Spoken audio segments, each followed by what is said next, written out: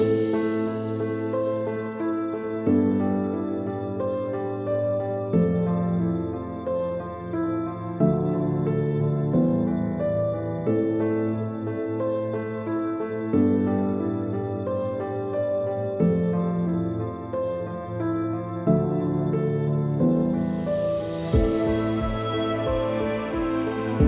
you know the abundance of Atlantic salmon is declining throughout geographical area?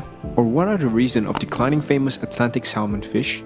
Well, overfishing, pollution, and diseases can be the main reason of declining fishes.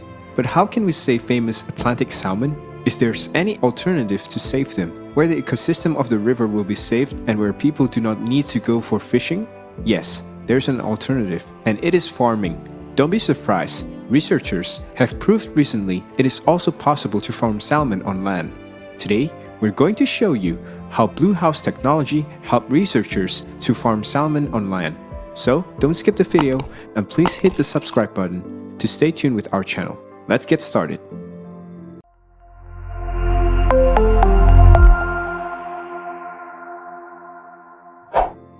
Atlantic salmon is the most popular fish in Australia, but it's time to say no to Atlantic salmon in Australia due to environmental impacts from intensive fish farming practices. But the potential future of salmon fish is based on land, and people proved it by using Blue House technology.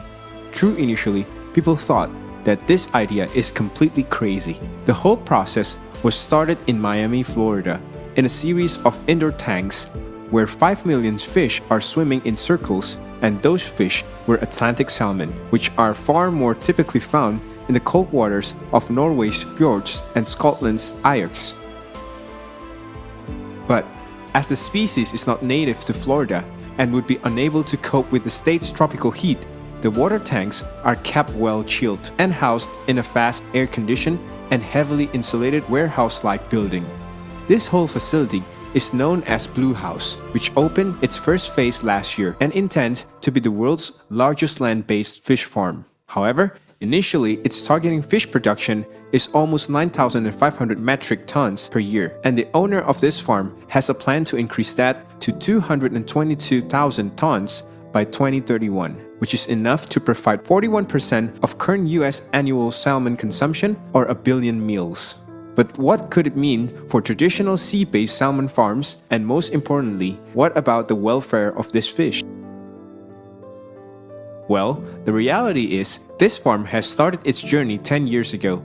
People thought they were completely crazy, and they were criticized. That time, no one was recognizing that raising salmon on land would ever become financially viable or even doable. Then the incumbent industry started to become more questioning. But they were waiting to see how the technology evolves, and they were proved how it's possible to farm salmon even on land. So now, the actual question is how competitive this can be and how large can it become. Actually, the technology that enables Blue House to operate is not new, but using it on a commercial scale only become viable in the last few years. The whole process is known as recirculating aquaculture systems, where they control everything from the temperature, salinity of the water, oxygen level, artificial currents, lighting cycles, and removal of carbon dioxide and waste. The latter is filtered out and treated water is reused. Besides, as it is a closed-loop system, the salmon are not exposed to seaborne diseases and parasites, so unlike sea-based farms, its fish do not need to be treated with antibiotics or pesticides. So viewers, we hope you enjoyed today's video on the raising future of salmon fish farmed on land. Please subscribe, like, share, and be always with us for the next video.